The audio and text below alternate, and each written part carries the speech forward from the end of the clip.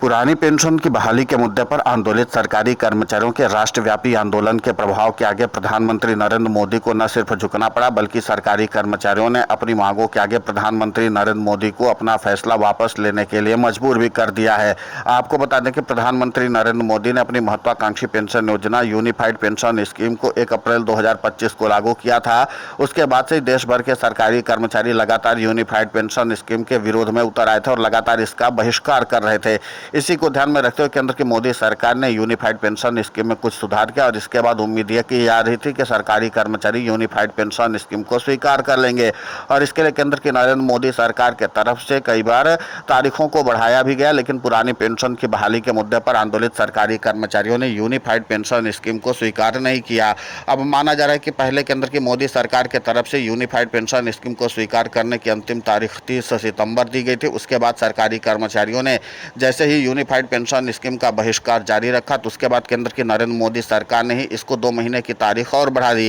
यानी कि unified pension scheme को स्वीकार करने की अंतिम तारीख जो है वो 30 नवंबर है। लेकिन एक और महीना बीत गया है, यूनिफाइड पेंशन स्कीम को सरकारी कर्मचारियों ने नहीं स्वीकार किया है, यानी कि अक्टूबर का महीना पूरा बीत गया लेकिन एक भी सरकारी कर्मचारी ने यूनिफाइड पेंशन स्कीम को स्वीकार नहीं किया है। अब ऐसे में एक रास्ता साफ हो गया कि यूनिफाइड पेंशन स्कीम को लेकर के जो सरकारी कर्मचारियों की मांगे हैं वो पूरी हो नहीं पा रही हैं और इसी के साथ जो सुधार की बातें की गई थी वो यूनिफाइड पेंशन स्कीम में हो नहीं सकता।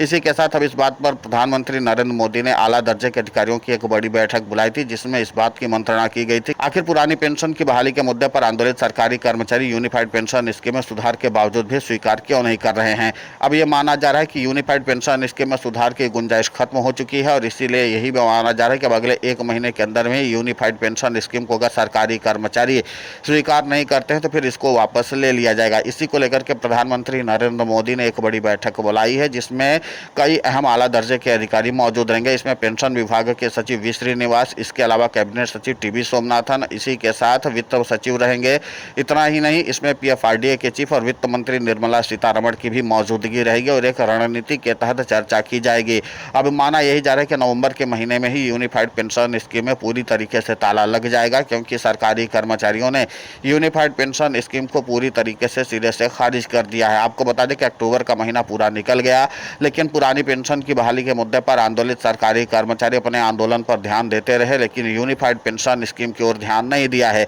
यानी कि एक भी सरकारी कर्मचारी ने यूनिफाइड पेंशन स्कीम को स्वीकार करने में दिलचस्पी नहीं दिखाई है। आपको बता दें कि 24 लाख सरकारी कर्मचारियों में से महज 70,000 सरकारी कर्मचारियों ने आधिकारिक तौर पर यूनिफाइड पेंशन स्कीम को स्वीकार किया है। सूत्रों से मिली जानकारी के अनुसार ये बात निकलकर सामने आई है कि जो 70,000 सरकारी कर्मचारियों ने यूनिफाइड पेंशन स्कीम को स्वीकार किया है, उनके ऊपर सरकार का दबाव था और मजबूरी में यूनिफाइड पेंशन स्कीम को स्वीकार किए थे। अब पुरानी पेंशन की बहाली के मुद्दे पर आंदोलित सरकारी कर्मचारियों ने जिस तरीके से यूनिफाइड पेंशन स्कीम में बट्टा लगाना शुरू कर दिया, उसका मतलब साफ है कि प्रधानमंत्री नरेंद्र मोदी को अब इस मामले पर एक अंतिम फैसला लेना पड़ेगा। अब वो फैसला ये कि यूनिफाइड पेंशन स्कीम को वापस लिया जाए, क्योंकि पुरानी पेंशन की बहाली के मुद्दे पर आंदोलित सरकारी कर्मचारी किसी भी हाल में यूनिफाइड पेंशन स्कीम को स्वीकार करना नहीं चाहते हैं। अब देखना महत्वपूर्ण होगा कि प्रधानमंत्री नरेंद्र मोदी इस मामले पर क्या फैसला लेते हैं, लेकिन इतना तो तय है कि जो आला दर्जे के अधिकारियों के साथ एक बड़ी और अहम बैठक बुलाई गई है, इसमें अब इसी बात का फैसला लिया जाएगा कि सुधार की गुंजाइश खत्म हो चुकी है, सरकारी कर्मचारियों से संवाद की गुंजाइश भी अब खत्म हो चुकी है,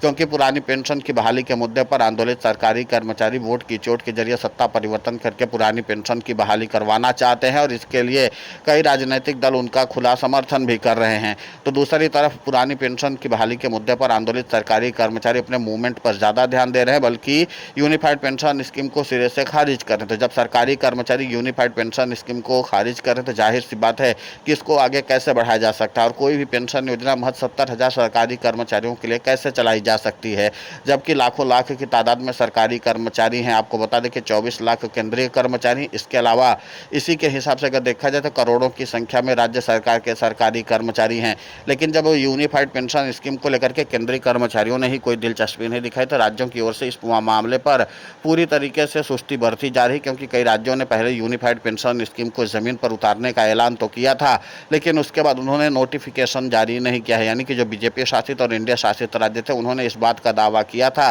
कि उनके राज्य में यूनिफाइड पेंशन स्कीम को लागू किया जाएगा, सरकारी कर्मचारियों को यूनिफाइड पेंशन स्कीम का विकल्प दिया जाएगा। हालांकि 2 राज्य ऐसे हैं जहां पर यूनिफाइड पेंशन स्कीम का विकल्प सरकारी कर्मचारियों को दिया जा रहा है, और वो 2 राज्य हैं राजस्थान और छत्तीसगढ़। लेकिन ये विकल्प उन्हीं सरकारी कर्मचारियों को दिए जा रहे हैं जिसको लेकर के ये बात कही जाती है कि नवागत सरकारी कर्मचारी हैं, यानी कि जिनकी नई भर्ती हो रही है, उन्हीं सरकारी कर्मचारियों को यूनिफाइड पेंशन स्कीम का विकल्प दिया जा रहा है। और इसी के नाते से माना यह जा रहा है कि इन राज्यों के भी सरकारी कर्मचारियों को बहुत जल्द यूनिफाइड पेंशन स्कीम से मुक्ति मिल सकती है, क्योंकि अभी जिस तरीके से यूनिफाइड पेंशन स्कीम की स्वीकार्यता जीरो स्तर पर पहुंचती चली जा रही है, उसके बाद केंद्र के नरेंद्र मोदी सरकार के पास यही एक विकल्प रहेगा कि साल भर के अंदर ही ये योजना नहीं चल पाई और इसके बाद सरकारी कर्मचारियों ने पूरी तरीके से फ्लॉप कर दिया है।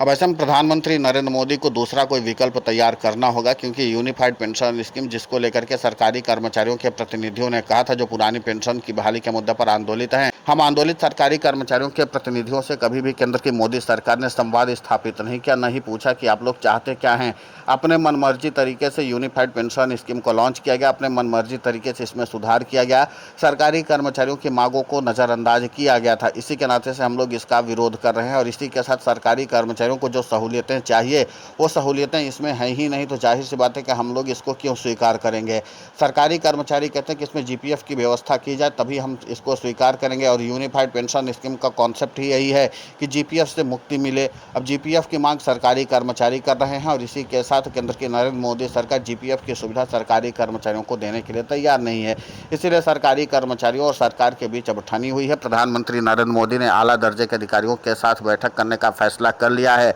माना यही जा रहा है कि अभी यूनिफाइड पेंशन स्कीम को प्रधानमंत्री नरेंद्र मोदी वापस लेंगे, और सरकारी कर्मचारियों ने अपने मूवमेंट के जरिए इस बात को बता दिया है कि जैसे किसानों के लिए प्रधानमंत्री नरेंद्र मोदी ने 3 कृषि कानून लाए थे और किसानों ने उसका पुरजोर तरीके से बहिष्कार करके विरोध किया था, तो उसके बाद प्रधानमंत्री नरेंद्र मोदी को अपना फैसला वापस लेना पड़ा था। ठीक उसी तर्ज पर यूनिफाइड पेंशन स्कीम पर भी प्रधानमंत्री नरेंद्र मोदी को अपना फैसला वापस लेना पड़ जाएगा, क्योंकि पुरानी पेंशन की बहाली के मुद्दे पर आंदोलित सरकारी कर्मचारी किसी भी हाल में यूनिफाइड पेंशन स्कीम को स्वीकार नहीं करना चाहते हैं। फिलहाल इस पूरे मामले को लेकर के आपकी प्रतिक्रिया बहुत महत्वपूर्ण होती है, आप हमें कमेंट करके जरूर बताएं। साथ ही पुरानी पेंशन की बहाली के मुद्दे पर हम लगातार आंदोलित होकर के खबरें चला रहे हैं। आप हमारे समर्थन के लिए चैनल को सब्सक्राइब करें, खबर को ज़्यादा से ज़्यादा शेयर करें, ताकि पुरानी पेंशन की बहाली का मुद्दा और बुलंद हो।